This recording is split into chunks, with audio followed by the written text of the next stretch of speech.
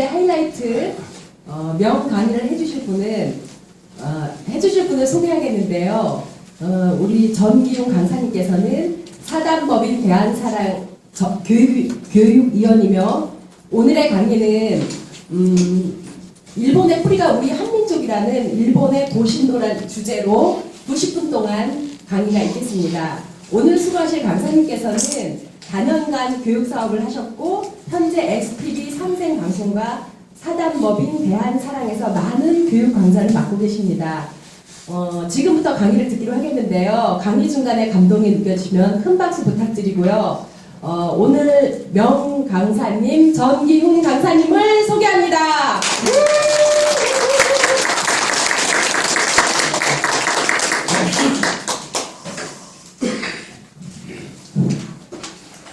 예, 반갑습니다.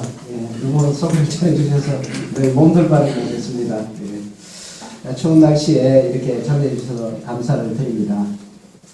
오늘 공부할 내용은 제목에 있는 것처럼 일본 문화 그리고 우리 한민족의 역사 문화와의 연계성에 대한 것을 한번 공부를 해보도록 하겠습니다. 요즘 세상이 참 많이 시끄럽잖아요. 네. 참 그렇습니다. 이럴 때 생각나는 것이 지난번에 우리가 공부했던 환단고기 중에 당군세기 서문 행총 이암 선생께서 당군세기를 겪고 난 다음에 서문을 쓰면서 마지막으로 유언과 같은 이야기를 이렇게 남기셨습니다. 그 첫 구절이 시작이 위국지도가 막서가 사기하고 막급어 사악은 하야고 이렇게 되죠. 나라를 위하는 도가 이 역사를 제대로 아는 것보다 더 급한 것이 없다. 이런 이야기를 하셨고요. 또 국유형 사유형 나라는 형체와 같고 역사라고 하는 것은 사람에게 혼과 같다. 그래서 이 역사가 고려의 고려지도 즉 몽고가 입하며 이런 말을 하죠. 이 고려시대에 고려의 고유의 그 도가 없어서 몽고한테 침입을 받게 되는 참 이런 결과가 나온다 하는 그런 말씀들을 했는데 요즘 세태를 보면 그 말씀이 정말 다시 이렇게 되새겨집니다. 우리는 지금 역사전쟁의 어떤 소용돌이의 중심에 살고 있는 것 같습니다. 얼마 전에 그 중앙일보를 보니까 그 서울대 송훈 교수님이 우리나라의 망국예감이다 이런 이야기를 하죠. 망국예감, 나라가 망할 것 같다 이런 이야기죠. 과거 대한제국 시절에 우리나라가 망할 때 국권을 빼앗겼을 때 세계의 제국들이 우리나라를 이렇게 잡아먹으려고 했었고 그 다음에 내적으로는 이제 국론이 분열되어 있는 이런 상황이었는데 지금의 상황을 보면 미국, 일본, 중국, 러시아라고 하는 4대 강국이 오히려 그때보다도 더 강력해진 제국으로 변해 있고 또 그때는 이제 정치권에서만 국론이 분열되었지만 지금 우리나라는 총체적으로 국론이 분열되어서 어떻게 통합을 할 수 없는 이런 상황에 와 있다. 그래서 역사 법칙으로 본다면 우리나라는 그때보다도 나라가 망할 가능성이 더 높은 상황에 와 있다는 것을 그 송호원 교수님이 칼럼을 써놓은 것을 봤습니다. 그래서 우리는 이런 그 역사를 찾는 이런 노력들을 하는데 이것이 과거에 지나온 역사를 밝히는데 그치지 않고 그것이 지금 이 현재 그리고 앞으로 우리 대한민국의 미래를 이렇게 열어나가는데 이 역사 문제라는 것은 너무너무 중요하고 너무너무 시급한 문제라는 것을 그 행촌 이암 선생께서 남기신 그 말씀을 통해서 우리가 다시 한번 이렇게 생각을 깊이 해봐야 된다고 생각합니다. 오늘은 일본 문화인데요. 뭐 최근에 일본이 많은 그런 망언들을 많이 쏟아내고 있죠. 일본이라고 하면 우리는 세계 경제 2위의 그런 나라라고 알고 있고 또 일본이라 하면 800만 신의 나라 800만의 신이 있고 또 8만 개의 신사가 8만 1,몇백 개의 그 신사가 있는 나라라고 이야기합니다. 그래서 서양 사람들이 일본이라는 아시아의 이 섬나라가 세계 경제를 이렇게 주름잡는 그 이유가 무엇일까? 이걸 참 궁금해했죠. 그렇게 그렇게 해서 이제 세간에 나온 책이 이제 뭐냐면 국화와 칼이라고 하는 책 있잖아요. 국화와 칼 책 뭐 다 보셨죠? 거기 보시면 국화라고 하는 것은 일본 천황가의 상징 마크가 국화죠. 국화. 왜 일본 사람들은 이 국화에 열광하는가? 일본 천황가에 열광하는가? 일본의 어떤 국론을 통합하는 기준이 되는가? 그 다음에 칼. 칼이라고 하는 것도 그 뭡니까? 무슨 영화에 보면 모실 시자를 쓰면서 그 어떤 천황 중심으로 칼의 문화 이런 게 있다는 것을 일본 문화에 대한 현상적인 면을 이렇게 보고서 이런 데서 일본이란 나라의 성장 잠재력이 거기서 나오는구나 이런 걸 파악을 했는데요. 근데 그렇지만 그것만 가지고는 일본의 문제를 풀 수가 없습니다. 그래서 오늘은 정말 일본의 역사와 문화가 어떻게 되어 있는가를 한번 전체적으로 쫙 그 뿌리부터 한번 신청해보를 해가지고 이 일본과 우리나라 지금 뭐 정상회담도 지금 못하고 있잖아요. 뭐 이런 뭐 우리나라는 지금 뭐 일본, 러시아, 중국 거기다가 북한 핵무기까지 거기에서 샌드위치가 되어 있는 이런 상황에 우리가 빠져 있는데 여기에서 우리는 각각의 나라들을 어떻게 대하면서 그들과의 외교, 그들과의 동반, 미래의 역사의 창조 이런 것을 연구하려면 반드시 일본의 문화와 역사를 제대로 아는 것이 가장 우선시 된다고 생각을 합니다. 자, 그러면 일본은 어떻게 할 것인가? 참 일본 이거 뭐 주기도 못하고 살리도 못하고 하는 그런 나라입니다. 이거 어떻게 할 것인가? 최근 일본의 그 이야기들을 망언들을 보면 일본은 임나 일본부를 두어서 한반도 남부를 경유했다 이런 이야기죠. 예로부터 조선사는 위만 조선으로부터 시작되었다. 당군은 신화의 인물에 지나지 않는다. 야마토웨라고 하는 것은 일본 고대 국가가 이제 성립된 그 최초의 그런 정부를 보는데요. 야마토는 덕지와 관련이 없다.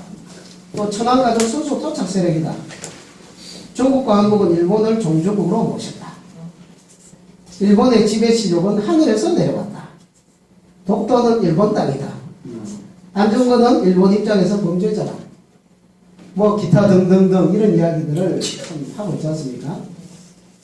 자, 이런 일본을 우리가 어떻게 해야 되는가? 죽여, 살려, 뭐 싸워.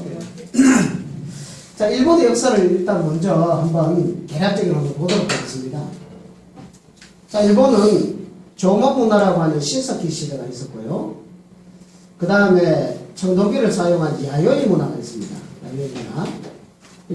주로 이제 큐슈라든지 이쪽에서부터 먼저 시작이 된 걸로 보고 있는데요. 서기전 1세기. 우리나라로 말하면 북부의 시대. 당우조선이 망하고 난 다음에 북부의 시대에 해당이 됩니다. 자, 그 다음에 이제 1세기, 에서부터 고분 문화가 시작되었다. 2세기, 3세기 학자들마다 설이 다르지만 4세기에 그 절정을 이뤘다고 하는 고분 문화. 그러니까 일본 열도에 거대한 고분들이 막 생겨나는 그런 고분 문화가 있습니다. 이 시대가. 이 고분 문화는 섬나라라든지 해양 문화에서 나타나는 형식이 아니거든요. 이 고분 문화는 대륙에 있는 기만 민족들이 이런 그 고분 문화의 특성을 많이 나타내는데 2세기, 3세기, 4세기, 5세기 가면서 뭐 엄청나게 많은 그 고분들이 이렇게 발견이 되고 있습니다. 그 다음에 이제 야마토 외, 우리가 외라 그러잖아요. 외인, 좀 욕할 때 외놈, 이런 게 외입니다. 외. 이 야마토 정권이 이 5세기에서 7세기 정도 이때에 수립된 걸로 보고 있고요. 이때에 이제 이때에 고구려 백제신라 삼국의 그런 문화들이 여기서 많이 이렇게 넘어가는 것을 좀 이따 살펴보겠습니다. 그러다가 불교가 수입된 이후에 6세기 중반에 되어서 여기에서 큰 변화가 일어납니다. 그 전에 있던 일본의 고대 신도라고 그러죠. 신도 문화가 이렇게 나오다가 그 다음에 불교 문화로 이렇게 완전히 바뀌는 그런 문화혁명을 겪고요.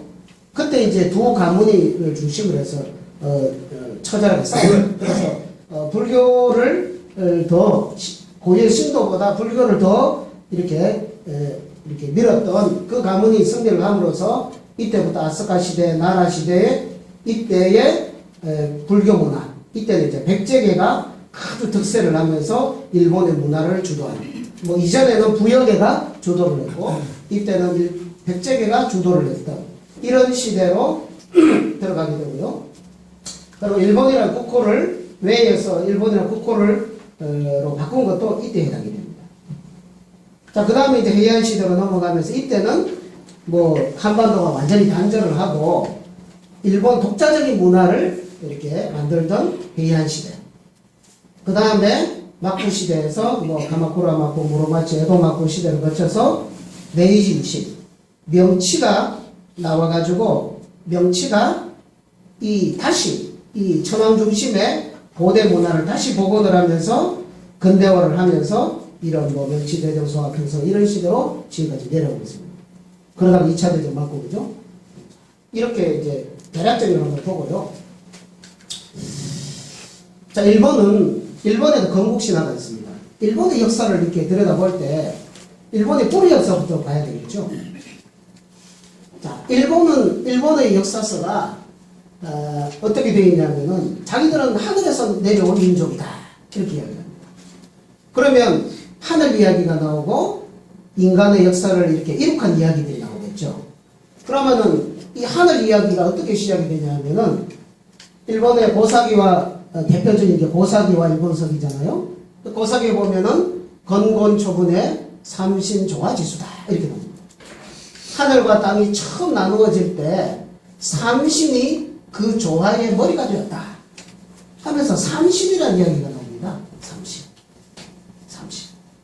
우리가 지금까지 환단고기를 14차에 걸쳐서 공부를 하면서 우리 문화를 한마디로 말해봐라. 한민족의 문화가 뭐냐? 이렇게 한마디로 말해보라고 하면 우리 문화는 삼의 문화다. 그죠? 삼의 문화. 신의 세계도 삼신. 그리고 뭡니까? 이 역사 경영도 삼한. 그 다음에 인간에게도 삼진이라고 하는 게 있어서 이 삼이 하나가 되는 그런 이치를 깨닫고서 그것을 생활, 종교, 정치, 국가 경영 이런 데 그대로 이렇게 적용을 해서 나가는 것이 바로 삼신문화입니다. 그런데 일본의 건국 신화를 보니까 삼신이라는 말이 나오거든요. 삼신으로부터 모든 것이 시작되었다. 그래서 여기에서는 이거는 이거 한국의 삼신 문화를 모방한 것이 아닌가라고 우리 충분히 생각을 해볼 수 있겠죠. 그게 뭐냐, 천어중주신, 그 다음에 뭡니까, 신산영신, 고산영신에서 삼신 이렇게 나옵니다. 이렇게 이름을 붙여놨어요. 뭐 고사기와 일본서기에 나오는 신화 이야기가 많기 때문에 도표로 이렇게 정리를 했습니다. 자, 일본 사람들이 자기네 건국 신화를 책으로 썼습니다. 언제? 712년, 720년에 썼습니다. 이거를 전제라고 보셔야 됩니다. 712년 고사기, 720년에 일본 서기를 썼습니다. 그러면 지금으로부터 뭐 한 1300여 년 전밖에 안 되죠. 자, 그러면은 이때가 뭡니까? 삼국시대 지나가지고 뭐 그때쯤 되죠. 그러면 삼국시대 말, 고려시대 넘어가는 그때쯤인데 그때서야 일본의 뿌리 역사를 일본 사람들이 기술을 했다는 겁니다. 그러면 어떻게 기술을 했나 한번 보십시다. 자, 천지가 개벽돼가지고 이 우주가 열렸습니다. 근데 그때에 하늘나라가 있었습니다. 하늘나라. 그 하늘나라를 일본 그 서기에서는 고천원이라고 합니다. 고천원. 높은 하늘의 언덕이다. 그러니까 신의 나라죠. 신의 세계에 이 삼신이, 아까 보셨던 이 삼신이 있었다. 그리고 이 삼신이 일곱 신을 쭉 내려왔다. 이렇게요. 하늘나라에서 일곱 신을 쭉 내려왔다. 그래서 1번 신, 이름을 뺐습니다. 1번, 첫 번째, 그 다음 때, 그 다음 때, 그 다음 때, 그 다음에서 일곱 번째 신세를 쭉쭉쭉쭉 내려왔는데 일곱 번째 신은 부부신이라고 그래요. 이자나기 신과 이자남의 신. 부부신. 1대, 2대, 3대, 4대, 5대, 6대, 7대. 7대가 이자나기, 이자남의 신입니다. 이 부부신 사이에서 또 신을 낳았습니다.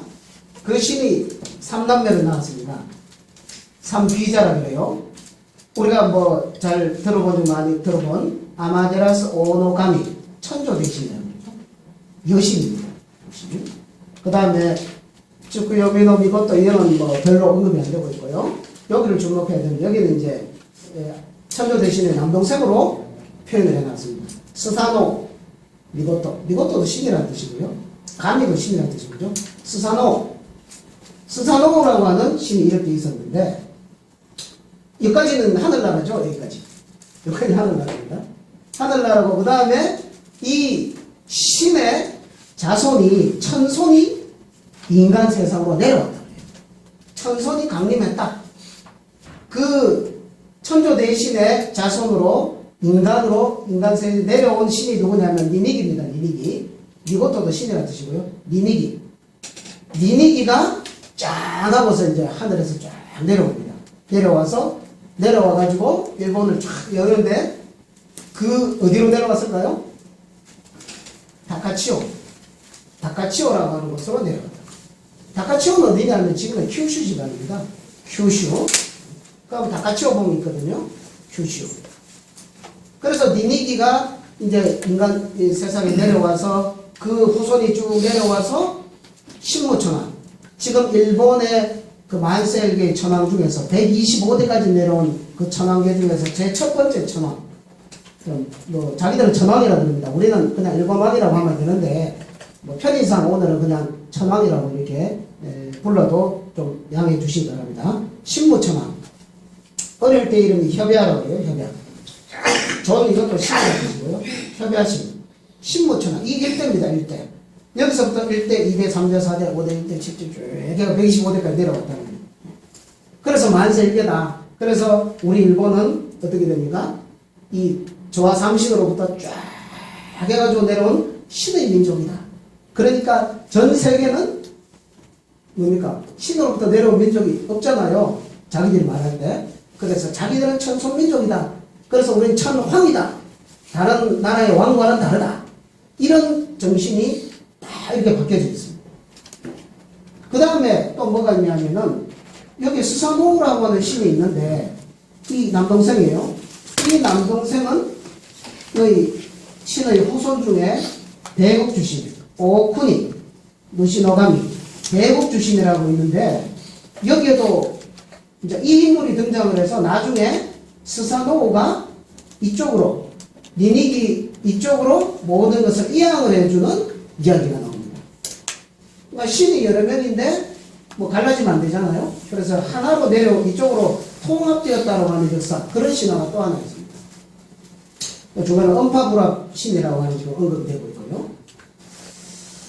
자, 대략 이렇게 돌아갑니다. 이 일본 사람들이 자기들 뿌리 역사라고 쓰는 신화. 자, 그림으로 표현해 놨습니다. 이쪽 고천원에서 하늘나라에서 천조 대신 여신이죠. 니니기한테 의석을 탁 주니까 이 하늘 구름이죠. 그러니까 이제 그걸 받아가지고 무리를 이끌고서 천성 관리를 합니다. 쫙 칼도 들고 창도 들고 배석 들고 해서 쫙 일본 열도로 이렇게 내려오는 이 그림으로 묘사를 해놨죠.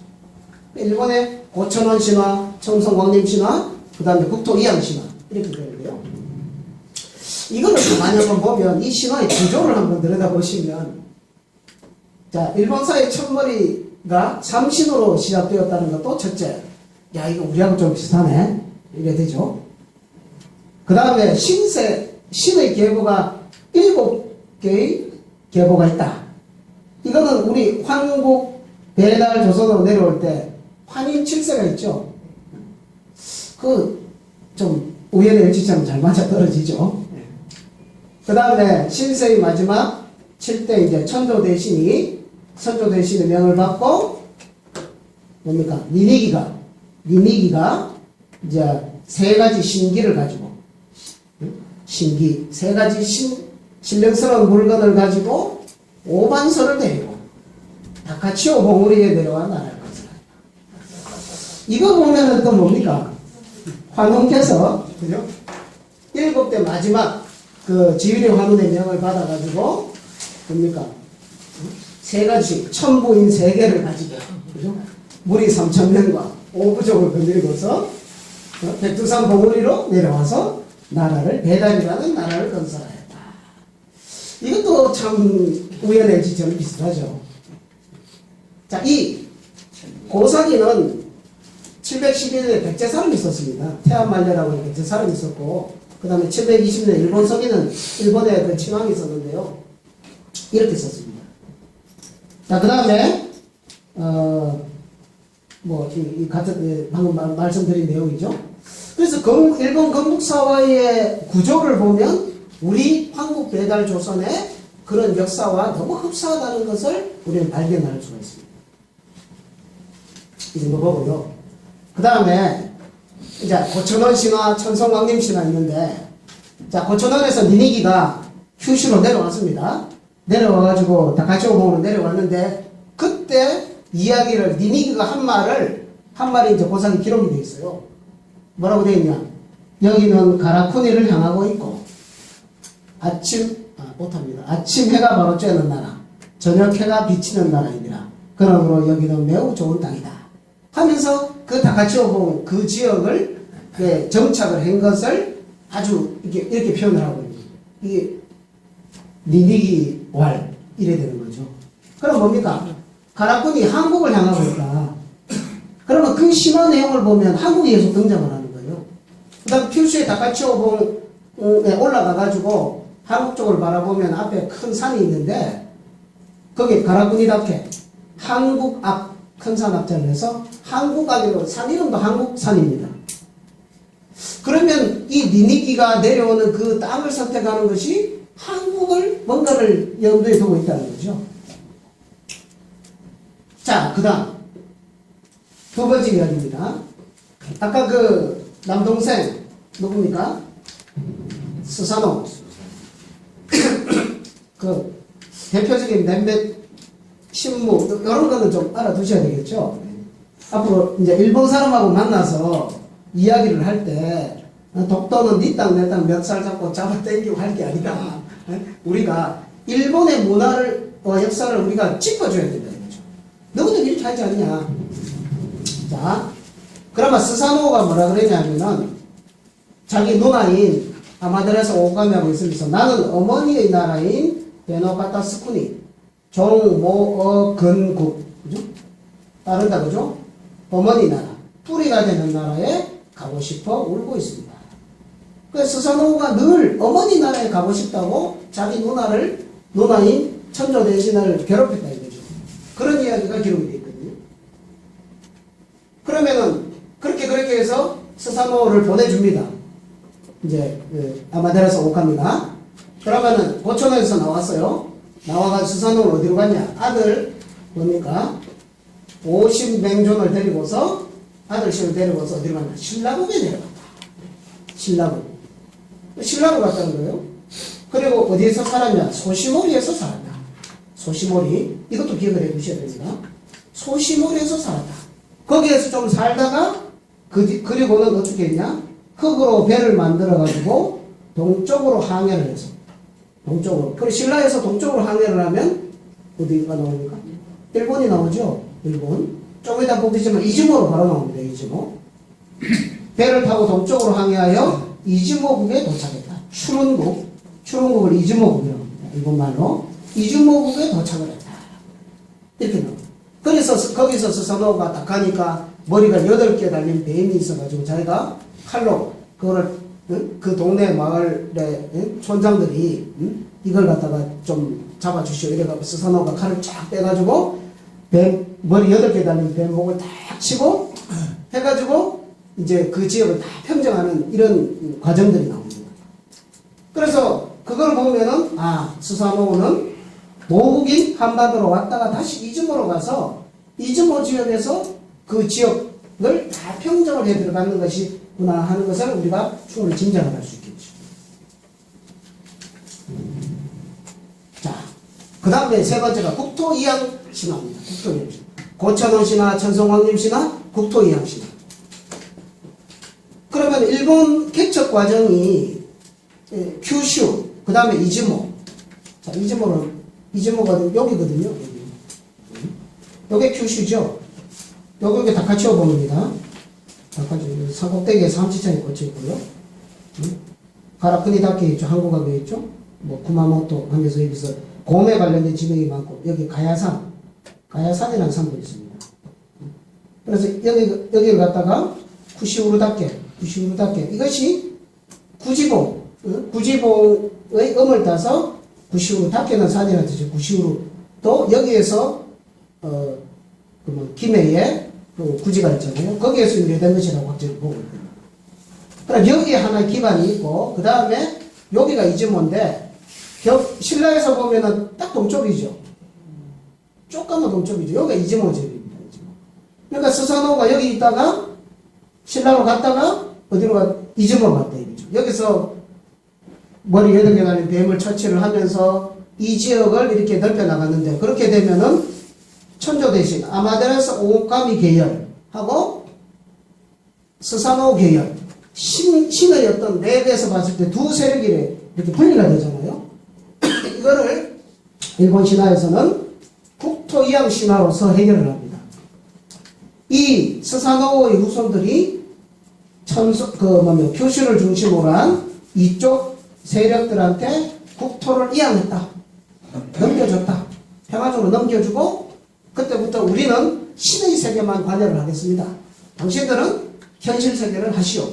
이렇게 했다 이거죠. 마치 지금 천황은 상징적인 인물이 되고, 내각 수상이 그걸 하는 것처럼 그런 일들이 있었다는 것을 그 일본 건국신화에서 기록을 하고 있거든요.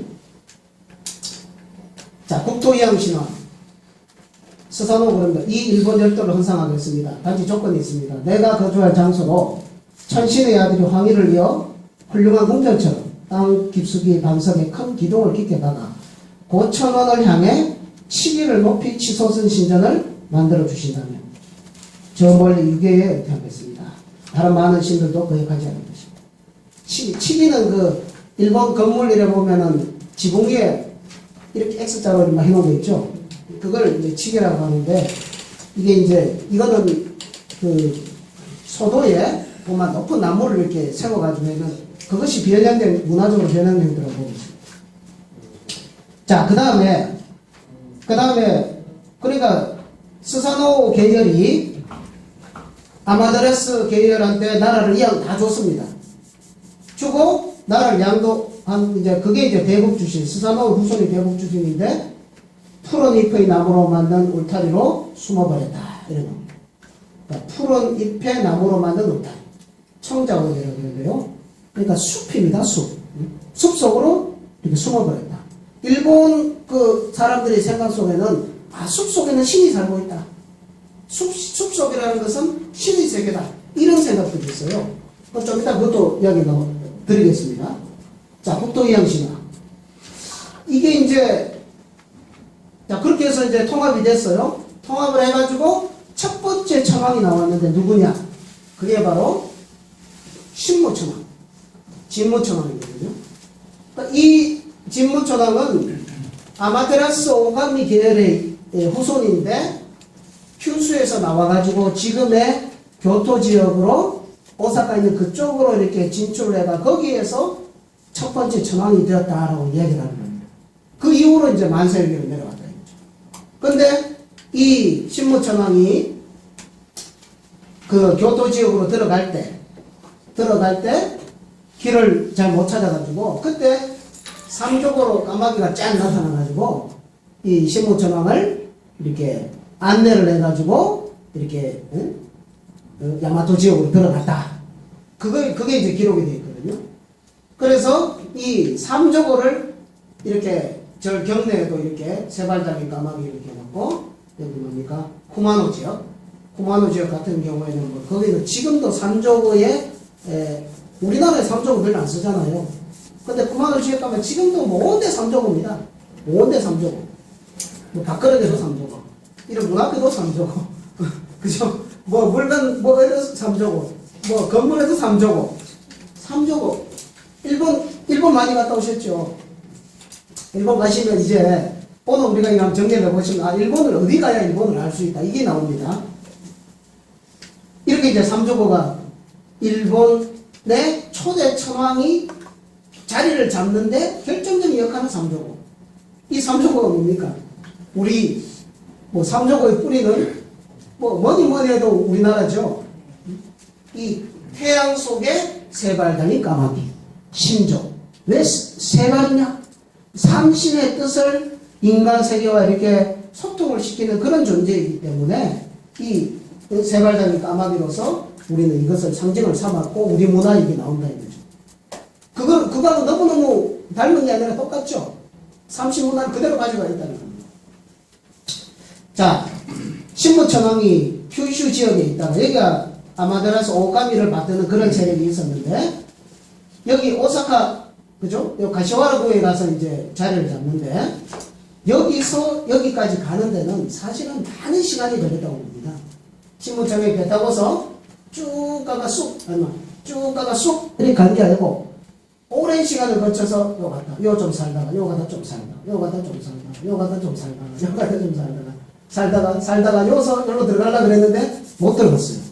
못 들어가서 요걸로 한 바퀴 돌았습니다. 요가 살다가 그러니까 초대 신무천왕이 이렇게 중심에 자리를 잡는 데는 많은 어려움과 세월이 소요됐다는 것을 의미하죠. 그 여기 쿠마노 즉 여기 가서 여기서 이제 뭡니까 3조고의 안내를 받아갖고 가시와라구로 들어갔다는 거죠. 그러니까 이 긴 과정들을 딱 생각해가지고 아주 신령스럽게 그냥 신무천왕이 이리로 들어갔다 이렇게 표현을 합니다.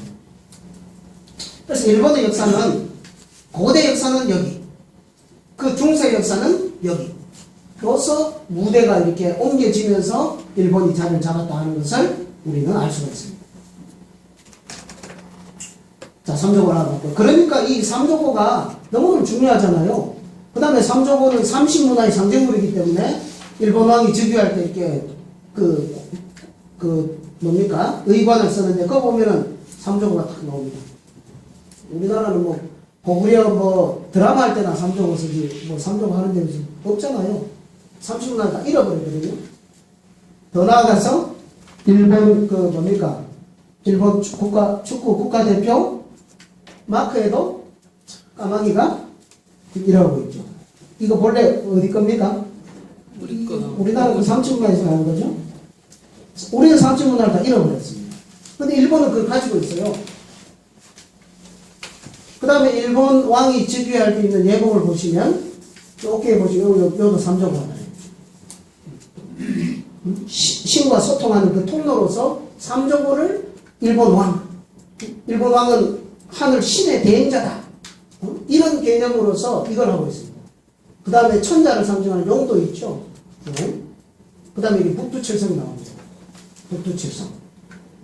하늘의 모든 별을 주관하는 별이 북두칠성이잖아요. 하늘의 임금별, 하늘의 중심별, 하늘을 통치하는 별, 하늘에 하느님이 계신 별이 북두칠성인데 그거하고 마찬가지로 인간 세계에 그런 북두칠성과 같은 존재가 일본의 왕이다 하는 이 천자 사상을 일본 왕 즉위하는 문화에 그대로 갖고 오는 겁니다. 그럼 이런 뭐 삼조고라든지 아니면 삼신이라든지 칠성이라든지 이런 문화들, 그 다음에 천자 사상이라든지 이런 것은 전부 삼신 문화의 중요한 문화 코드들이죠. 이거를 우리는 일본 문화를 보면서 오히려 우리 문화의 원적지를 찾는 눈을 이렇게 떠야 된다고 생각합니다. 자, 그러면 일본 신화를 그렇게 쭉 기록을 하고 어떤 현재 어떤 남아있는 지명이나 유물 이런 것들을 보고 있는데요. 이 환단고기 책을 보면 일본 초기 역사에 대한 환단고기 기록들이 여러 군데 나옵니다. 자, 단군세기 35세 단군, 사벌 단군 때 지금부터 뭡니까? 35세 같으면 뭡니까? 지금으로부터 한 3,000년 이상 됐죠. 3천 이상. 자, 그러면은 서기전 723년에 단제께서 사벌 단군에서 엄파부랍이라는 장군을 보내가지고 바다에 쿠마소를 평정하셨다. 웅섬을 평정하셨다. 이런 기록입니다. 그러나 고조선 시대에 고조선 중기를 좀 넘어섰을 때 이때 고조선의 힘이 가서 닿는 데가 바로 큐슈 지역까지 이게 갔다는 거죠. 엄파부랍이라는 인물이 나옵니다. 근데 엄파부랍이라는 인물이 아까 일본 건국사에서 보셨죠? 기억나십니까?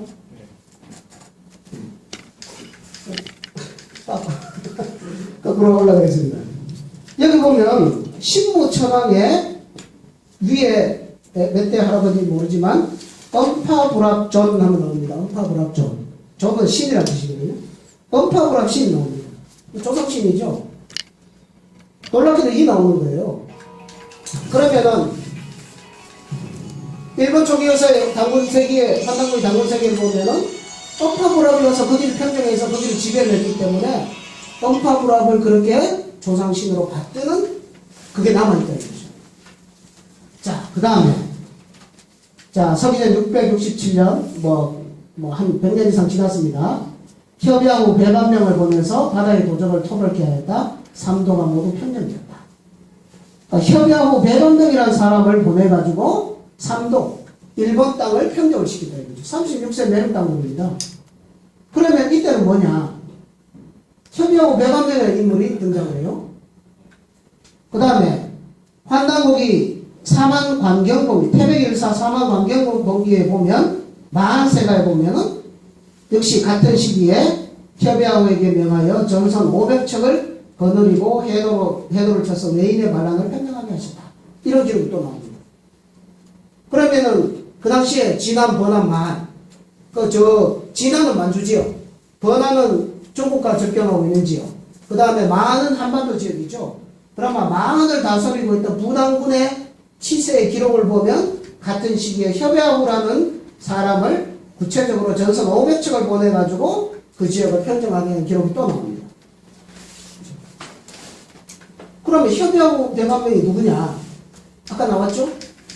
또 들어갑니다. 네. 초대 신무천왕의 어릴 적 이름이 협야라고 합니다. 협야. 그게 이제 일본 기록에, 일본 역사책 기록이 되어 있어요. 협야신입니다.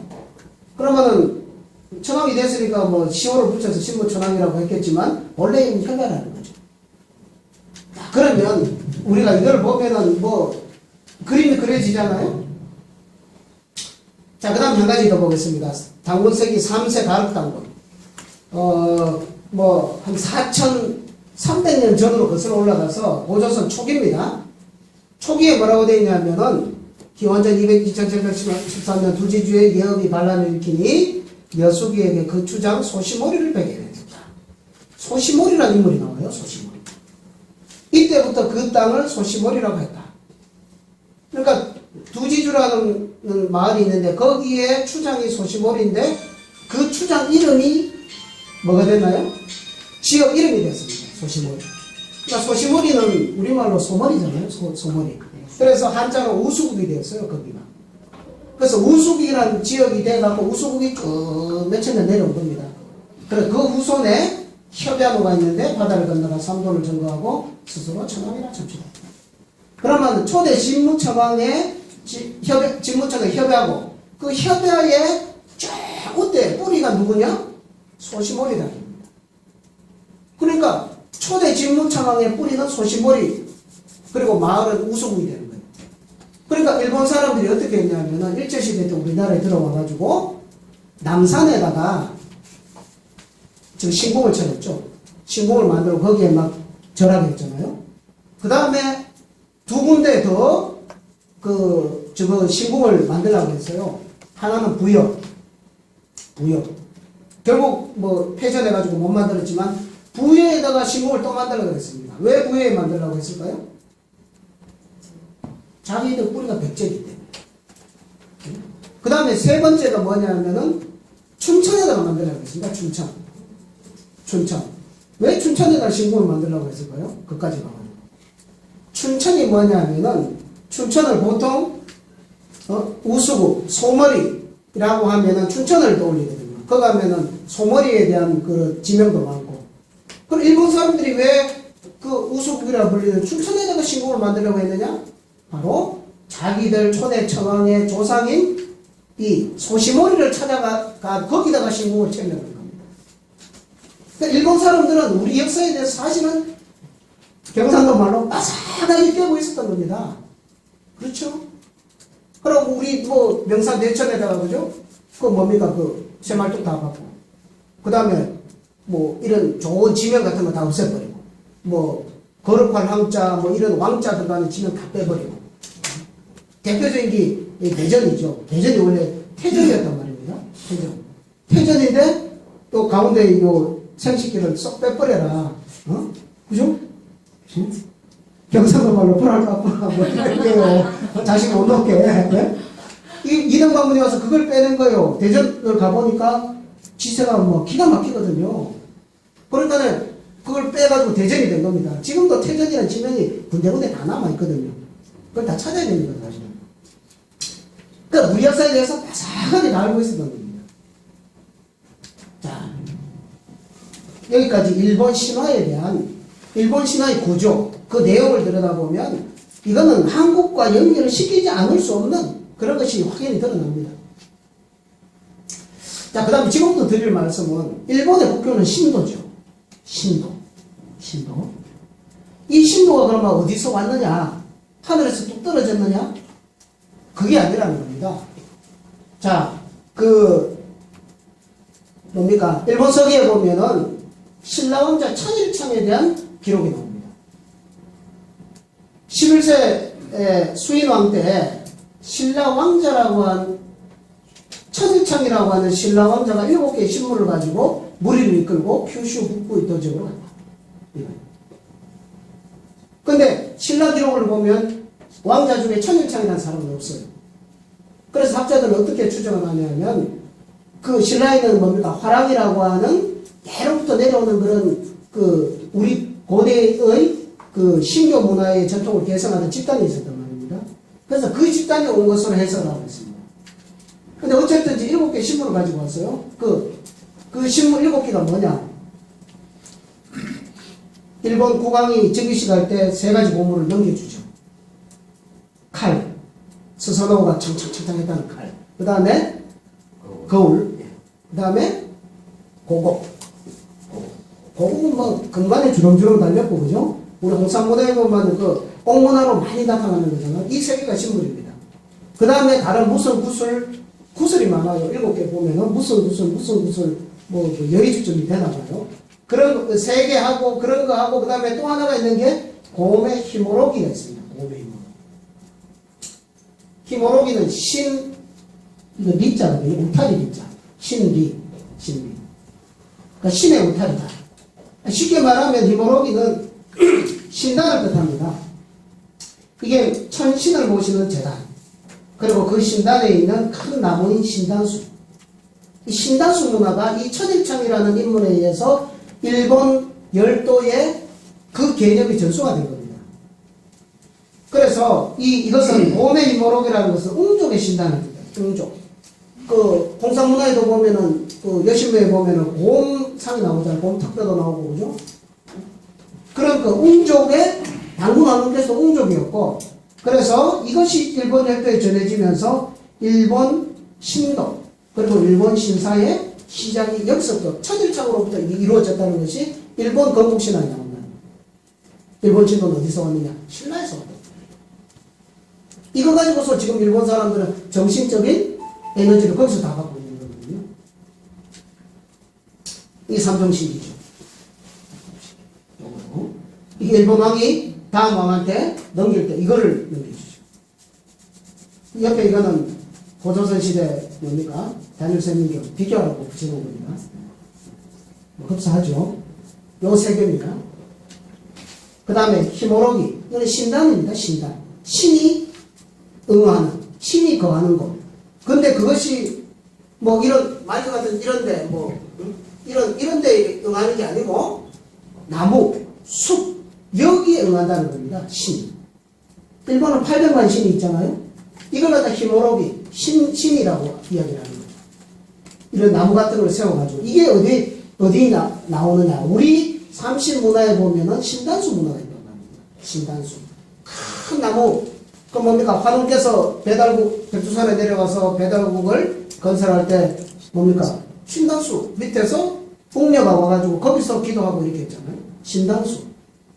그리고 웅상이라고 하는 거. 그 일대에서 가장 큰 나무를 선택해서 그것을 웅상이라고 했습니다. 웅상. 화농이 항상 상자. 항상 상존하시는 것. 웅상. 그런 나무를 그렇게 숭배를 하고 했던 그런 신단수 문화가 있대요. 그죠? 이거는 이제 종이로 이제 나무 대신으로 해본 거죠. 이게 일본 신도의 시작입니다.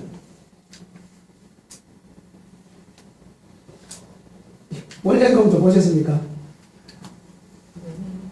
어르신들은 원래금도 잘 안 보셨을 것 같아요. 이건 역시 토토로. 애들이 보는 만화 영화라 가지고 이거 유명합니다. 근데 어르신들. 이거 전 세계적으로 히트를 친 미야자키 하야오 감독의 유명 애니메이션인데요. 모노노키 히메 원령공주. 이것도 보면은 숲에 신이 거한다. 숲의 중앙에. 그걸 이야기하거든요.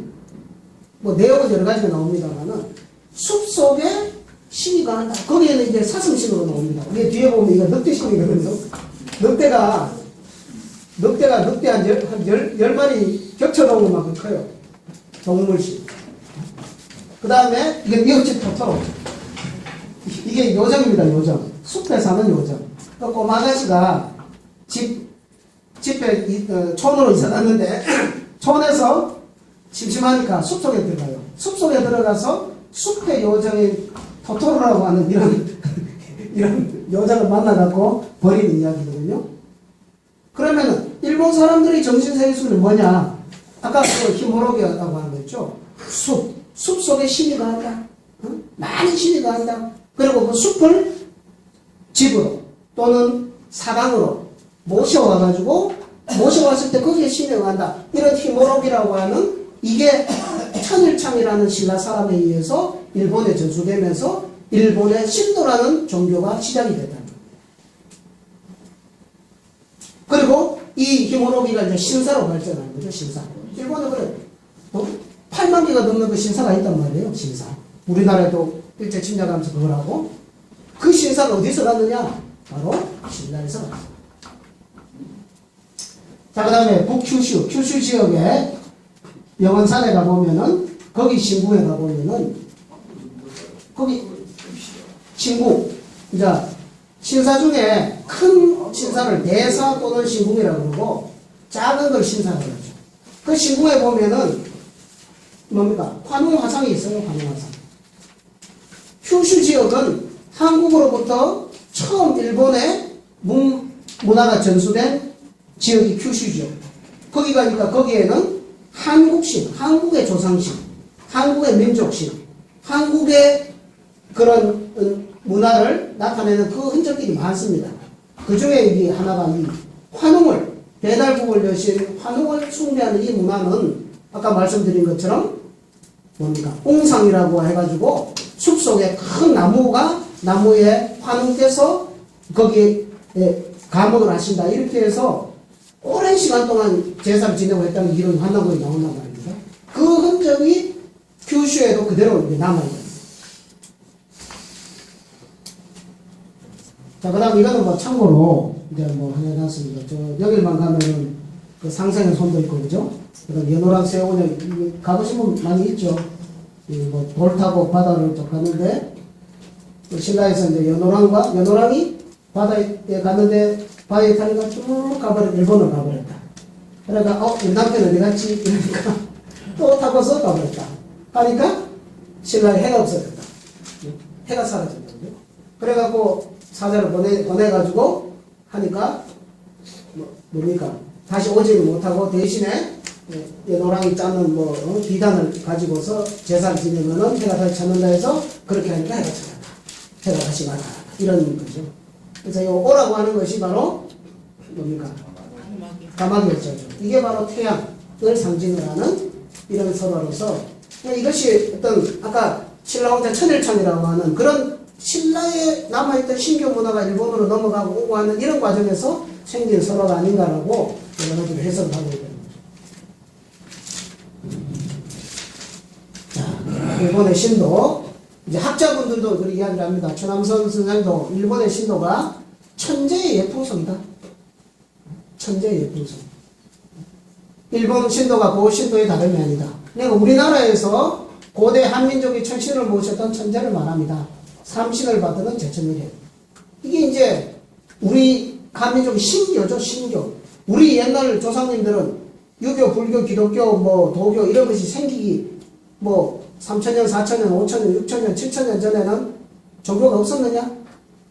있었다 이겁니다. 그게 그때는 또 제자일체 사회잖아요. 당연히 있죠. 그때 뭐냐, 그것을 신교라고 했잖아요. 신교. 신교는 신을 삼신으로 이렇게 일컬으면서 삼신상제님께 제사를 지내는 것을 천재라고 했다. 이런 제천의례. 이것을 늘 이렇게 10월달 상달이 되면은 천재를 모시는 그 문화를 계속 이어왔다는 겁니다. 그게 일본으로 넘어가서 일본의 신도가 되었다라고 학자들도 이야기를 하고 있고요. 일본 왕실에서는 11월 23일 신상제, 그 다음에 왕이 즉위하는 때 대상제. 이때 그러니까 이 일본 왕실의 제일 중요한 제사죠.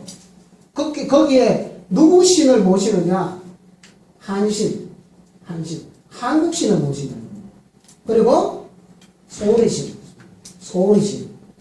뭡니까? 소리신, 소머리신, 그죠? 소시머리. 저기 천황의 조상 아닙니까? 소머리신. 그러니까 조상신을 잘 모셔야 주부리신, 부와 이득을 더 늘려주는 신, 그죠? 자기 조상신이잖아요. 여기다 모신다 이거죠. 아무리 뭐 문화가 바뀌어도 자기 가문에서 일본 왕실에서 계속 대사를 지내다가 남의 조상을 데리고 와가지고 지낼 수는 없잖아요. 그죠? 그거는 말이 안 되는 거고. 그럼 이 대상제를 지낼 때 이제 충문에 이게 재밌는 게 있습니다. 충문 중에 무슨 뭐 진언이나 불경 있는 것처럼 하는데, 아침에 흉내를 보겠습니다. 아침에 오게 아침에 오.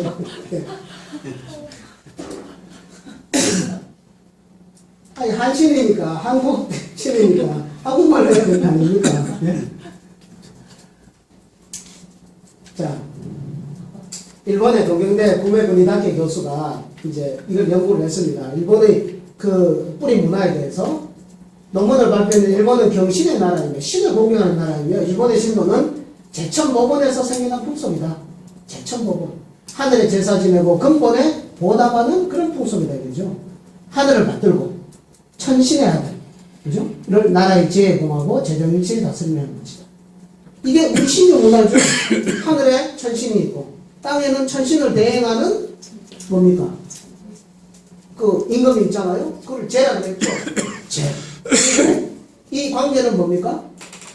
이 제를 뭐라고 했나요? 천자라고 했죠. 천재지자, 임월지자, 하느님의 아들이다. 하느님의 대행자다. 이런 사상이 천자 사상이 있는 거죠. 그래서 이 천자라고 하는 지도자는 너무너무 중요하다. 그래서 천자의 권위를 상징하는 마크가 뭡니까? 용과 공황이라는 거죠.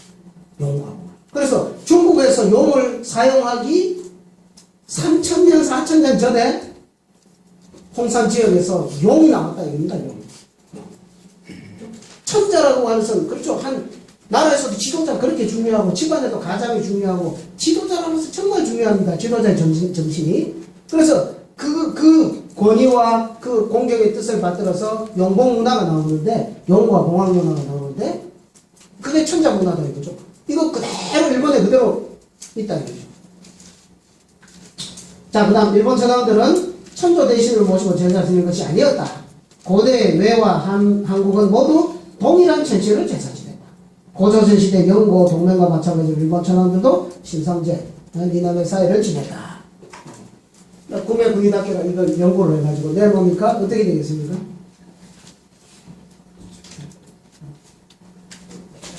쫓겨났죠.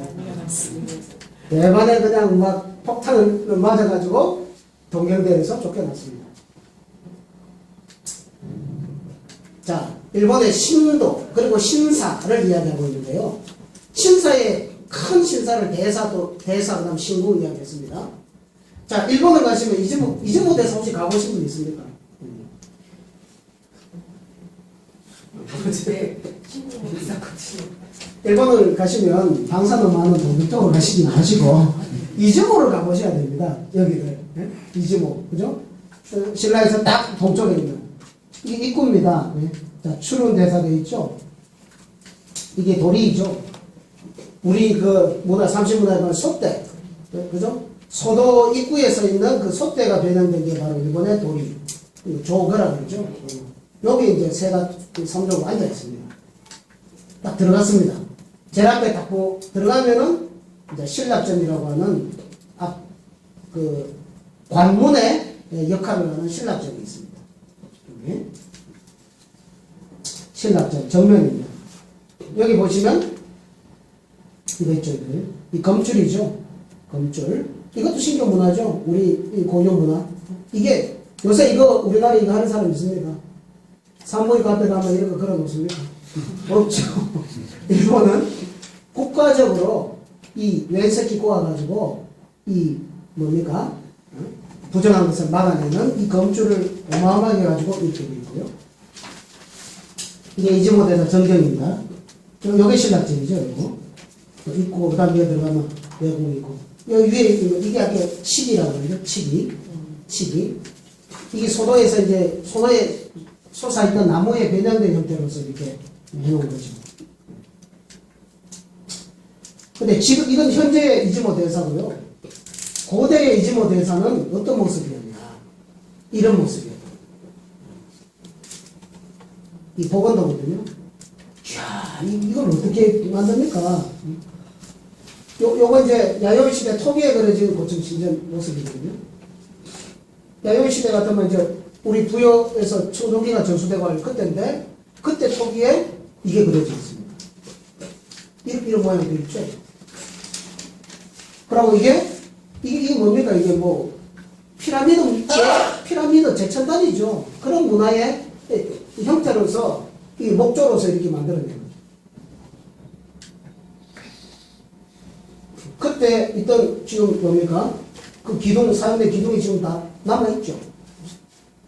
기둥을 복원한 거죠. 그러니까 그 고대에 약 2000년 전에 일본에서 이 웅장한 건물을 지었다.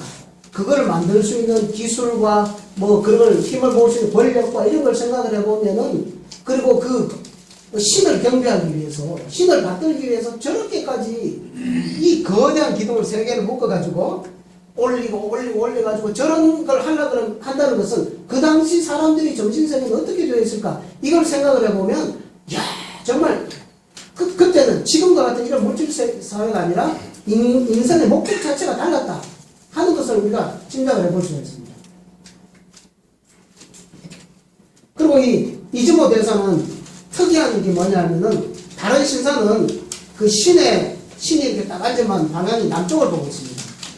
근데 이즈모 대사는 특이한 것이 이 신체가 서쪽을 보고 있어요, 서쪽. 이게 뭘 뜻하냐면은, 이즈모 대사 어디서 왔나요? 신라에서 왔죠. 그러니까 신라 쪽을 바라보고 있는 거예요, 신라 쪽을. 그 다음에 여기에 보면은, 이즈모 대사를 가면 신무월이라는 게 있습니다. 신이 없는 달. 신이 없는 달. 그게 이제, 음력 10월, 우리 뭐 10월 상달에 이렇게 제천 행사를 했던 그 달이거든요. 그러면 일본에 퍼져 있는 많은 그 신사의 신들이 10월 상달이 되면 전부 어디로 갑니까? 이즈모 대사로 다 모입니다. 이즈모 대사. 여기는 신들의 고향. 신들의 고향. 신들의 거기 돌아가는. 그 10월달이 되면 일본 전역에는 신이 없고 이즈모에 다 모입니다.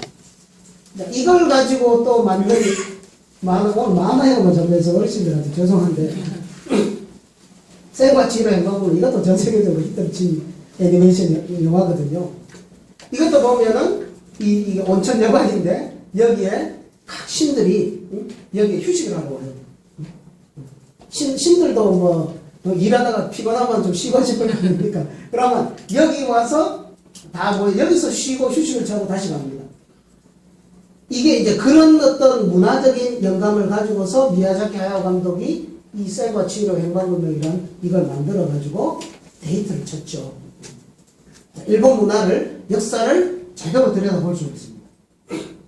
물론 여기에는 여러 가지 다양한 메시지가 들어있습니다만, 자 그래서 이거는 일본 왕실 도서관에 당군 관련 사서들이 가득 차 있다. 이거는 뭐 아까도 말씀드렸지만 일본 사람들이 한국 역사에 대해서 자기 뿌리에 대해서 사실은 뭐 뚜렷이 알고 있다 하는 거를 이렇게 이야기를 하는 거고요. 그 다음에 여기 시마네현 이즈모시, 독도는 자기 땅이라고 독도의 다케시마의 날을 정해가지고 일본에 사는 데가 시마네현이죠. 거기입니다. 거기 이즈모시가 있고요. 여기에서 84년도에 청동 검이 발굴이 되었는데요. 보시다시피 뭐 엄청난 게 많이 발굴이 됐습니다.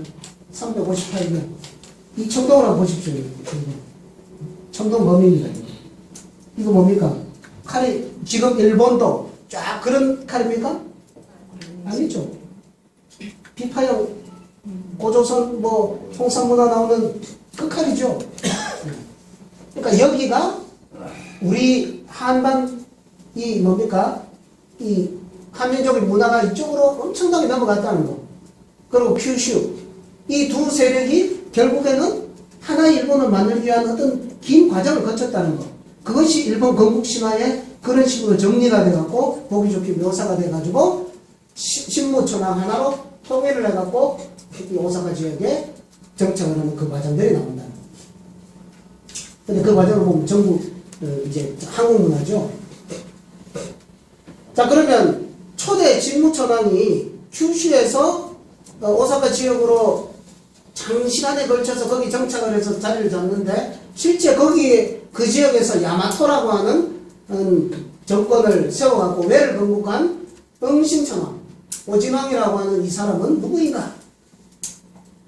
이게 이제 또 환단고비 태백일사 대진국보림으로 이게 나옵니다. 의료국 왕이 선민 모형에게 패한 뒤 마침내 바다를 건너 외인을 평정하고 왕이 되었다. 스스로 삼신의 부명에 응한 것이라고 오진왕이 되었다. 이런 겁니다. 그 다음에 이제 의료국 왕이 이 응신천왕이 되었다는 이야기가 하나 있고, 또 하나 이야기는 의료왕이 아닌 의료왕 아들이 바다를 건너가서 응신왕이 되었다. 그 두 가지 이야기가 환단국에 나옵니다. 뭐 어쨌든지 간에 그 아버지가 됐든 아들이 됐든지 간에 이 의려라고 하는 나라는 동부역 대소왕 그 뭡니까 주몽 드라마 그 대소왕자 나오잖아요. 그 대소왕의 사촌 동생이 이제 동부에 망하고 난 다음에 연남으로 옮겨갔는데 그 옮겨가지고 거기에서 뭡니까 거기에서 다시 요령성 객조현으로 정착을 해가지고 여기를 연나부 부여라고 했다. 여기 이 나라를 의려국이라고 한다. 이렇게 역사기록이 나옵니다. 결국에는 이제 뭡니까 고주몽한테 쫓겨가지고 동부로 이주하고 동부에가 망하고 난 다음에 거기에 있는 왕족이 연나부 부여 의려국을 만들고 그 의려국이 내려가다가 선비종한테 패해가지고 다시 어디로 이번엔 아이고 안 되겠다 도저히 블루오션을 찾아가자 이래갖고 바다를 건너 일본으로 가서 일본을 점령을 하고 거기에서 응신왕이 되었다 하는 내용이 이 뭡니까 환단고의 이 이름이 나옵니다. 자 그러면 일본 천황가는 뭐 수시로 오랜 시간에 걸쳐서 한국의 그런 왕족들이 건너가서 일본 고대사를 형성하는데 지속적으로 영향을 끼치고 이주를 해갔다는 것을 우리가 알 수 있습니다. 자, 그 다음에 이제 일본 고대사죠. 그러다가 일본이 이제 국가가 성립되기 시작하는 그런 고분시대로 넘어갑니다. 고분시대. 이건 아까 말씀드린 것처럼 이거는 해양문화가 아니라 대륙문화입니다. 대륙문화, 일본에서만 해도 이런 고분들이 약 15만 개가 발견이 되고 있습니다. 엄청나게 많아요. 이게 이제 절정을 이룬 것이 한 4세기 경으로 보고 있는데요. 고분 시대가 뭐 2세기, 어떤 학자는 1세기부터 시작됐다, 어떤 2세기 이야기하는데 하여튼 4세기에 절정을 이룬 건 사실입니다. 그런데 이 고분의 형태가 특이하죠. 그냥 무덤이 아니라 여기는 동그랗고 여기는 네모난 이런 형태로 고분이 만들어진다. 그러면 이것은 어디서 왔느냐? 하늘에서 뚝 떨어졌느냐? 일본 고사기를 찾아봐도 고분을 왜 이런 형태로 만들었는지가 안 나옵니다. 그거는 어디서 찾아야 되느냐? 홍산문화, 그 다음에 우리 고조선 시대의 제천문화, 이걸 보면 뭡니까? 원형, 하늘에 제사를 지낼 때 원형제단과 방형제단을 이렇게 구분을 해서, 개념을 철저하게 구분을 해서 제사를 지냈다는 기록이 나옵니다. 환단고기에 나오거든요. 하늘에 제사 지낼 때는 하늘의 덕성을 그대로 닮아가 받들어서 반드시 원형으로. 그리고 하늘에는 삼신이 계시기 때문에 3단으로 이런 원형제단, 이게 하늘과 땅에 대한 그 통찰, 철학이 있기 때문에 이 문화가 수천 년을 내려오게 된 겁니다. 그 다음에 땅에 제사 지낼 때는 반드시 땅의 덕성인 모방자, 반드달방자, 방장한 그 정신을 상징해서 이렇게 한다 이거죠. 이게 이 전통이 그냥 즉흥적으로 만든 게 아니라 수천 년을 그 모양을, 형태를 그대로 내려왔습니다. 그래서 북경 청담공원에도 같은 형태로 나오고요. 우리 대한제국 시절에 원구단도 이 형태로 나오고. 여러 형입니다. 그 다음에 강화도 마리산 참성단, 초대 당군 왕건께서 천재를 지내기 위해서 쌓았는, 우리 전국 체전할 때 여기서 성녀들이 춤을 추면서 성화를 청화하잖아요. 거기입니다. 여기에는 밑에가 둥글고 위에가 네모난 형태로 천원지방을 표현하고 있습니다. 하늘의 정신과 땅의 정신을 표현하고 있어요. 근데 여기는 하늘이 밑에가 있고 땅이 위에가 있죠. 이것도 뜻이 있는데 이거는 뭐 다음에 말씀을 드리고요. 그러니까 둥근 것은 하늘의 정신, 네모난 것은 땅의 정신, 여기에 대한 깊은 확신과 깨달음이 있었기 때문에 그 문화가, 그것도 삼신문화입니다. 그것이 넘어가가지고 일본에 왕릉을 만들 때 전방후원문, 그죠? 반듯한 것과 둥근 것을, 그죠? 한 인간, 한 지도자가 죽어서 저승으로 갈 때 그거를 표현을 하는, 하늘과 땅과 하나가 되는 의미로서 이런 고문들이 만들어진다는 거죠. 이걸 삼신문화를 해석하지 못하면 이 문화를 코드를 해석을 못합니다. 뭐 그냥 만들었겠지 뭐 이래야 되지만은 그 삼신문화를 알고 보면 이것은, 야, 이거는 뭐 우리 삼신문화 그대로 일본으로 다 넘어갔구나. 그대로 준 게 아니라 아예 가지고 한국에 살던 사람들이 가지고 일본으로 다 넘어간 거죠. 하던 거 그대로 한 겁니다. 자, 이제 고분 시대를 들어서면서 이제 일본이 막 역동적으로 이런 막 권력들이 뭉치고 막 이런 걸 시작이 되었고요. 그 다음에 이제 아스카 시대, 나라 시대로 가죠. 아스카 시대, 나라 시대. 다 교토 근방인데요. 이때는 백제계가 주도를 합니다. 백제. 이제 홍윤기 박사님 같은 경우는 우리가 보통 그러잖아요. 일본 문화는 뭐 백제 문화도 백제에서 만든 것 같다. 백제가 이 시대에 지대한 영향을 끼칩니다. 그 앞 시대는 부여계가 지대한 영향을 끼치죠. 우리 전체를 다 봐야 되죠. 백제를 구다라라고 했습니다. 구다라. 구다라는 말은 큰 나라라는 뜻입니다. 큰 나라. 큰 나라. 큰 나라에서 넘어왔다 그러면 메이드 인 구다라. 이래가지고 이야 이런 거죠. 이때 이제 건초고왕 때나 이때 왕인박사, 아직기 이런 분들이 넘어가가지고 문물을 막 전수를 하고 이렇게 돼요. 이제 그때 이제 유명한 게 바로 미륵방가사유상이죠. 이게 이제 우리나라 미륵방가사유상이고 이게 일본 광명사에 있는 미륵방가사유상입니다. 이거는 금동이고 이거는 흙으로 만든 거죠. 저도 잘 몰랐는데 알고 보니까 우리나라 이게 국보 87호인가 그런데 금동 미륵방가사유상이 국보로 정해지기 3개더라고요. 3개. 국보 3개, 보물 2개. 일본도 여러 개가 나오고요. 그러니까 이 미륵방가사유상 이게 국보로 정해져 있고 보물로 정해져 그 외에도 그 당시 아주 많이 성행이 됐다는 거. 그러니까 미륵에 대한 사상이라고 하면서 백제에서 아주 발달을 했거든요. 백제. 미륵신앙. 미륵신앙. 또 신라시대 때 그 뭡니까 법상종을 창시한 진표 율사 같은 분. 이런 분들이 그 법상종이 이제 미륵신앙을 그렇게 널리 펼쳤던 그런 걸 알고 있는데요. 이게 그대로 왔잖아요. 이때에 아스카 나라 시대 때에 일본에 어떤 일이 있었냐면 문화혁명이 일어납니다. 문화혁명. 그 전에 이제 신라에서 천일장이 전수를 내는 그런 일본 신도가 쭉 이렇게 가다가 그 다음에 이 고구려 백제 신라에 불교가 들어왔어요. 그러나 불교 문화도 일본으로 넘어갑니다. 그러니까 일본 본래 먼저 받았던 신도 그 뒤에 받았던 불교 문화 들어왔어요. 그러니까 두 개가 동시에 막 발전을 하다가 어떤 일이 나면 이 두 세력이 이제 싸웁니다. 싸우고자 한 가문은 원래 믿던 신도를 계속 하자. 한 가문은 야, 신사품이 나왔다. 신사품이 나왔다 그래가지고 야, 불교가 더 나왔다. 이래가지고 두 가문이 피터지게 싸웁니다. 전쟁을 해요. 그런데 불교를 숭상하던 지가 이겨요. 그래가지고 그때부터 불교 문화가 득세를 해가지고 불교 일색으로 쫙 이렇게 일본 문화에 나옵니다. 이게 이제 이런 미륵 관가상성이 나온 그런 배경이거든요. 그렇게 해서 이제 아스카 시대, 나라 시대 이렇게 지나가면서 백제계가 이렇게 했는데 이제 660년이 되었습니다. 7세기가 됐어요.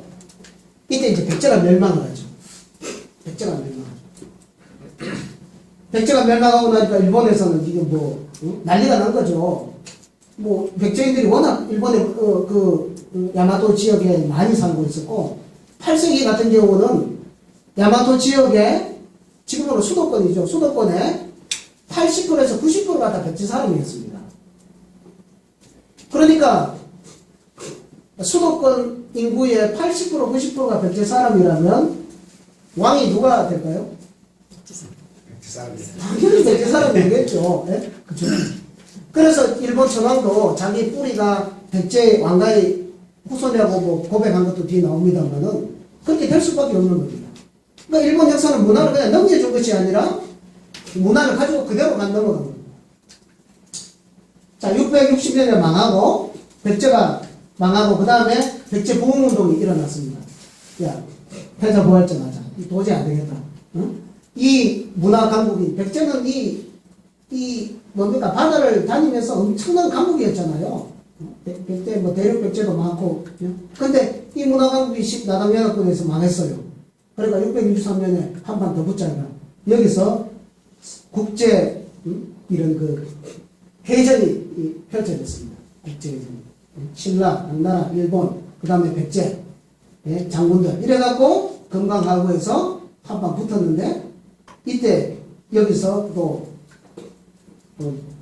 27,000명, 뭐 배로는 뭐 400척, 500척 이렇게 해서 일본에서 지원 부대가 다 갔습니다. 그런데 여기서 패했죠. 실패했습니다. 그럼 백제는 완전히 망했습니다. 패자 부활전에 다 망해버렸죠. 그래서 백제인들이 대거 일본으로 이 지역으로 이 오사카 이 지역으로 이제 조상님 무덤 다 버리고 울면서 이쪽으로 철수를 합니다. 철수하면서 넘어가는 거죠. 가면서 이제 신라나 당나라 이런 군사들이 여기까지 쳐들어올까 싶어서 가면서 성들을 쌓습니다. 방어하는 성. 이걸 싸우면서 여기까지 붙여냈어요. 그리고 백제의 장군들하고 전부 여기에 다 모여가지고 자기들이 가지고 있던 그런 문화를 갖다가 일본에다 그냥 깔고 그 다음에 자식들 놓고 그러니까 뭐 전부 백제판이 다 된 거죠. 자, 기도 천황 있죠. 나 자신은 칸무 천황의 어머니가 백제 무령의 자손이라 그럽니다. 환무 천황인데 환무 천황이 이제 자기 그 무령의 자손이라는 것을 여기 신문에 나온 겁니다.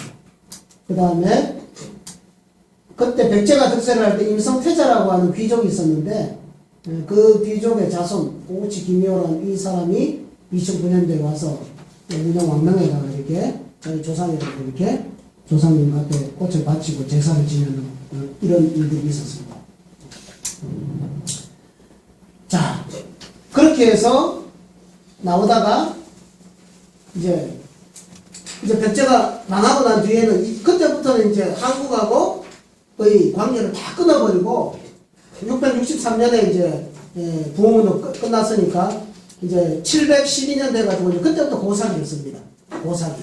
일본 서기를 그때부터 쓰죠. 그러면서 지금까지 있었던 역사를 싹 단절하고 단절하고 일본은 한국을 거쳐서 온 게 아니라 하늘에서 바로 왔다. 이걸 쓰기 시작을 했고, 그 다음에 신라 문화, 백제 문화를 전부 금지시키고, 지금 있는 뭐 일본의 뭐 그저 복식이라든지 이런, 그전에는 백제 관복 그대로 하고 신라 관복 그대로 하고 이렇게 했거든요.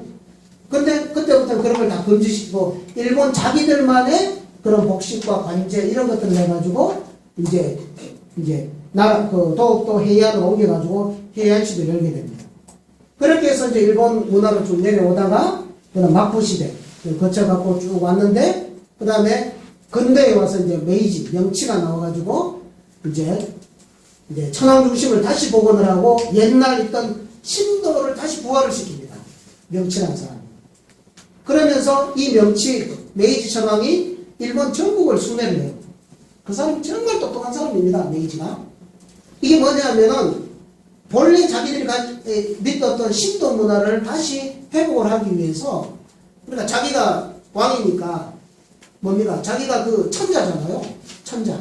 그러니까 천자가 일본 각지를 다 오랜 순회를 합니다. 순회를 하면서 뭡니까? 천자인 자기 자신 메이지 천황을 모시면서 뭡니까?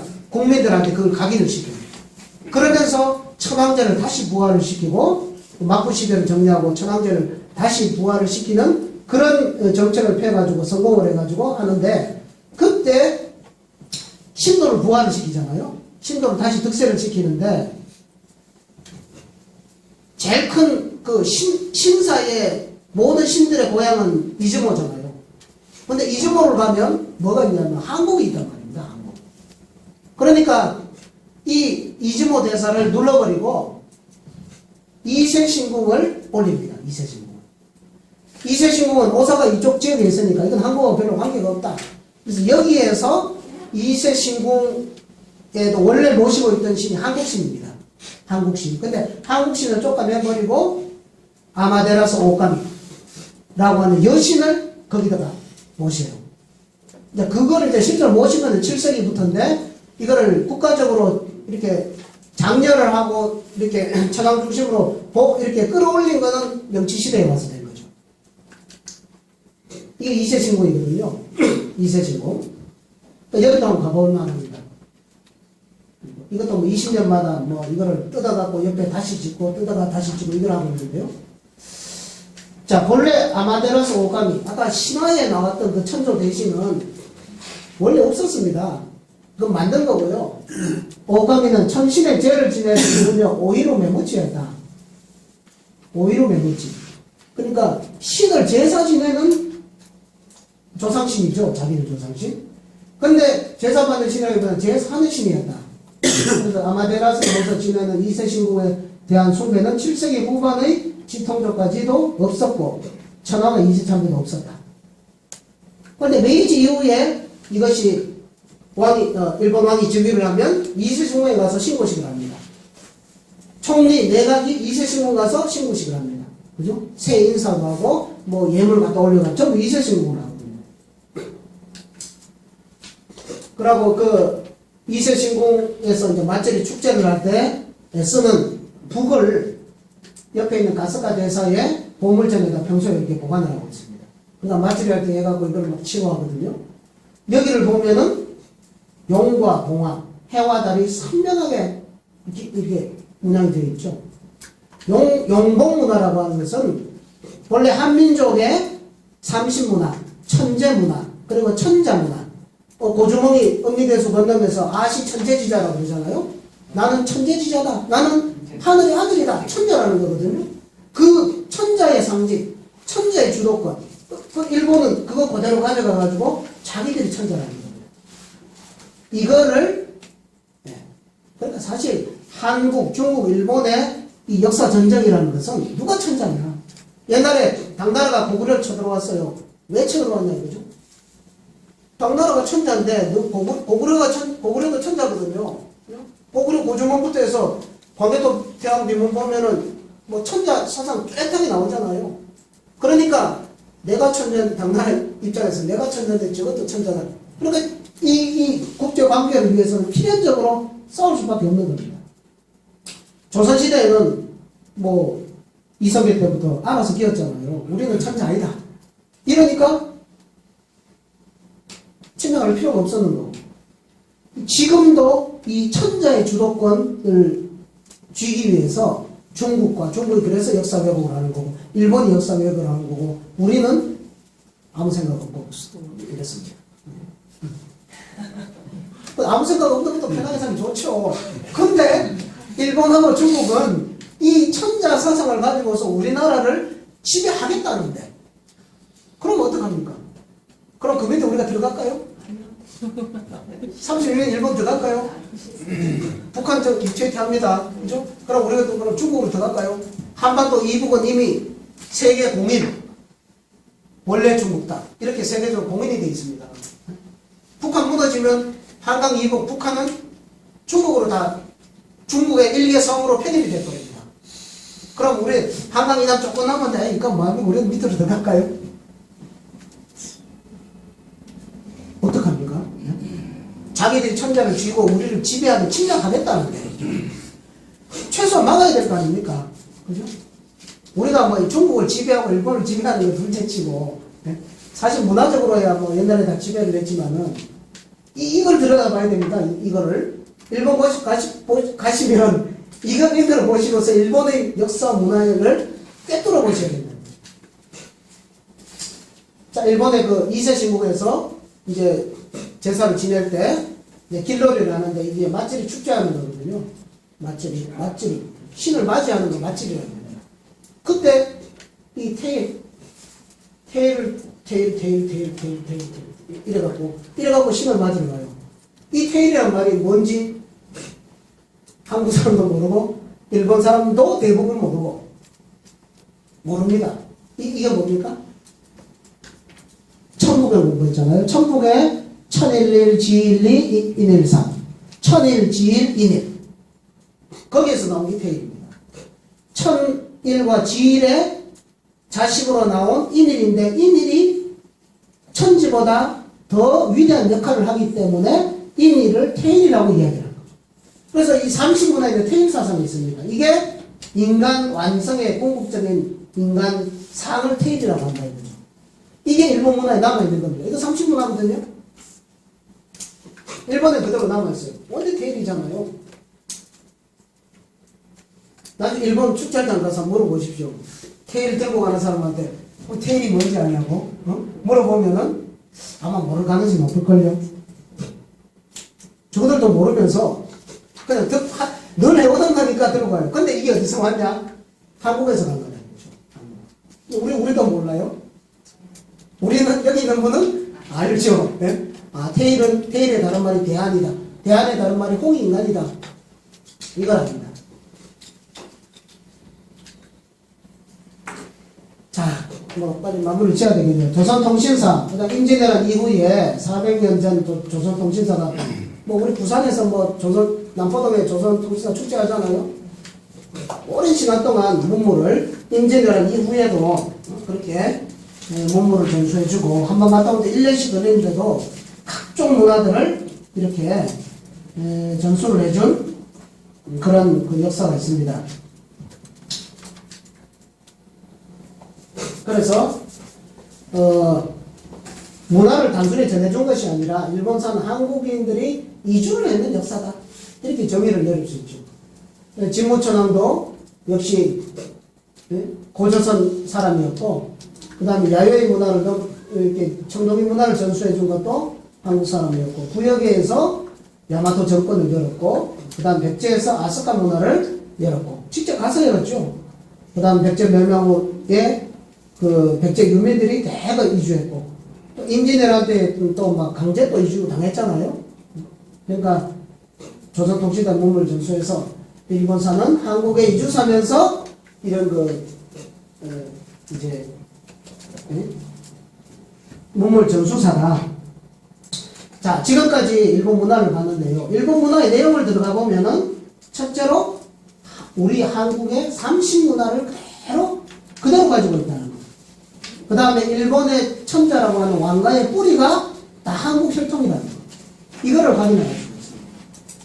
그래서 한국은 일본의 정신적인 문화적인 조국이고 고향이다. 이렇게 정의를 내릴 수도 있고요. 또 일본이 성립하는 전 과정에서 문화를 가르쳐준 스승의 나라다. 그런데 지금 일본은 어떻게 하고 있습니까? 일본은 만 원을 쏟아붓고 있죠. 만 원을. 일본은 이걸 어떻게 해야 되나 도대체. 우리가 어떻게 해야 됩니다. 그래서 일본 침몰이라는 영화를 포스를 제가 붙여놨습니다. 이게 자기들이 만든 영화예요. 일본 사람. 한미도 일본 왕가의 뿌리이고 일본 문화 전반에 걸쳐 지대한 영향을 미친 정치적 조국이자 스승의 나라였다. 인간적으로 봐도 그냥 우리나라를 그렇다고 해서 뭐 어떻게 하라는 게 아니라 침략을 하고 그러면 안 된다 이거죠. 미국이 영국에서 나왔지만은 역사가 바로 서 있으니까 미국과 영국은 서로 사이좋게 지내면서 야 영국이 우리가 뿌리니까 뭐 더 내놔라 뭐 그런 것도 아니고 또 미국이 더 잘 될 수도 있고 그렇잖아요. 이건 너무 지금은 역사 정의를 봤을 때 너무 불이한 역사가 벌어지고 있다는 거. 이거를 우리가 이제 일본 사람들을 만나서 이야기를 할 수 있어야 되겠고요. 요새 이거 보면 하도 열이 받아서 제가 이 자료를 첨부를 했는데요. 우리나라에 그 학생 중에 타마스님이 계시는데 이번에 그 부처님이 계시다는 그 책이 있습니다. 그거 보면은 앞으로 오는 그 자연의 섭리, 자연의 변화 원리를 놓고 보면은 일본 대학이 맞죠? 일본 영토의 3분의 2가 바다로 침몰할 것입니다. 한국은 동부와 남부 해안 100리 땅이 피해를 입게 되나 서부해안 대역 인근선 문제를 전제할 것입니다. 하나성님이 이제 주역을 공부를 하셔가지고 자연의 원리 입장에서 자연 원리 입장에서 일본의 3분의 1이 물로 들어간다 이런 얘기를 하셨어요. 그러니까 자연 섭리와 역사 섭리, 자연 법칙과 역사 법칙을 볼 때 이게 참 일본의 역사를 보다는 너무 불이한 역사다. 그다음 에드가 케이시라는 이 예언자가 있는데 여기도 보면 그런 이야기 나옵니다.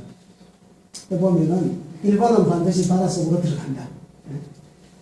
이 사람이 일본하 원가심정을 가진 사람인데 이 사람이 잠자면서 이렇게 예언을 한 유명한 사람인데 미국 사람입니다. 일본은 반드시 바닷속으로 들어간다. 이것도 뭐 자기가 이거는 뭐 어떤 영적 법칙에 의해서 그러는지 모르겠습니다만은 이런 이야기를 합니다. 자기들도 일본 친구의 영화도 만들어요. 그래서 우리는 뭐 자연 법칙을 논할 것도 아니고 뭐 영적 법칙을 논할 것도 아니고 우리는 역사를 가지고 이야기를 하는데 어떤 역사 법칙의 입장에서 봤을 때 우리는 어떻게 해야 될 것인가? 우리는 뭐 자연 법칙이 그렇다고 해서 그래 일본 빨리 가라앉아라 일본 망해라 뭐 이럴 수 없잖아요. 그리고 역사적으로 봤을 때 그 사람들도 다 우리 피가 섞인 한 형제고 그렇단 말입니다. 그렇지만 깨닫지 못하는 형제. 이것을 이렇게 깨우치게 할 수 있는 방법은 구한일통. 이 한국과 일본의 그런 역사가 그 뿌리에서부터 전 과정이 이렇게 역사 발전의 과정에서 이루어진 그거를 우리가 일본의 뿌리 역사를 찾아줘야 된다. 우리가 더 뛰어나고 우리 역사 더 높고 너는 짧고 아니다 우리가 더 길고 너는 짧다 이런 싸움을 할 게 아니라 일본의 아주 높은 차원에서 일본의 뿌리를 찾아주고 역사 문화를 찾아주는 그 정도의 우리가 역사 문화에 대한 인식이 있을 때 일본 사람들을 제대로 이렇게 뭐라 그럴까요? 컨트롤을 해가지고 이 환단고기의 근본 사상이 구한일통 구한 인류 문명이 시작된 구한족 70억 인류가 하나의 생각, 하나의 정신을 가지고서 통일된 삶을 살 수 있다는 것. 이런 이상을 환단고기 역사를 가지고 이렇게 그것을 이뤄낼 수 있다는 것입니다. 그렇게 하지 않으면 일본은 어떻게 방법이 없다. 그래서 이 역사전쟁이 치열해진 이때에 우리가 더 무력을 기르고 이런 문제들보다도 더 중요하고 더 급한 것이 핵존 이함 선생의 이야기처럼 막급어 사항, 역사보다 더 급한 것이 없다. 그래서 우리 여기 오신 분들은 대한사랑이 되셔가지고 대한상원을 세워가지고 70억 인류가 함께 태일 그리고 대안으로서 이렇게 갈 수 있는 그걸 하기 위해서 환단고기 이거를 교과서가 되기 때문에 많이 전파를 해주시고 공부도 하시고 이런 것을 이 추운 날에도 더더욱 우리가 힘차게 박차를 가해야 되겠다 이런 말씀을 드리면서 오늘 장시간 말씀을 마치도록 하겠습니다. 경청해 주셔서 감사합니다.